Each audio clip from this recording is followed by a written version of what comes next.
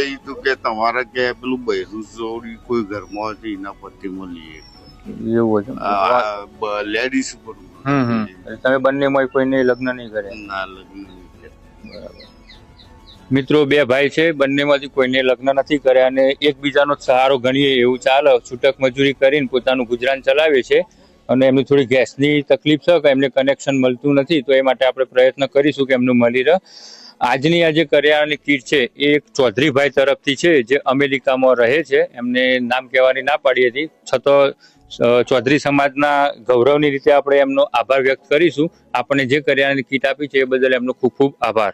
મિત્રો અત્યારે હાલ જે કીટ આપી અમે પેલા બે ભાઈઓ વાળા કેસમાં, તમને કદાચ જોઈને ઘણાને એવું લાગશે કે ભાઈ હમણાં તો હાથ પગ હાજા છે, હજી કામ કરી શકે એવા છે, તો કેમ કીટ આપી છે? એટલા માટે ખુલાસો કરવા માટે જ કહેવું પડ્યું.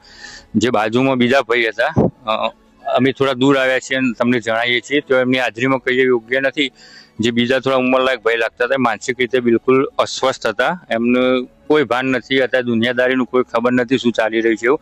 એટલે જે છે બધું નાનો ભાઈ એમને સાચવે છે અને પોતાની રીતે મજૂરી કરીને બંનેનું ભરણ પોષણ ટૂંકમાં એ નાનો ભાઈ જ કરે છે.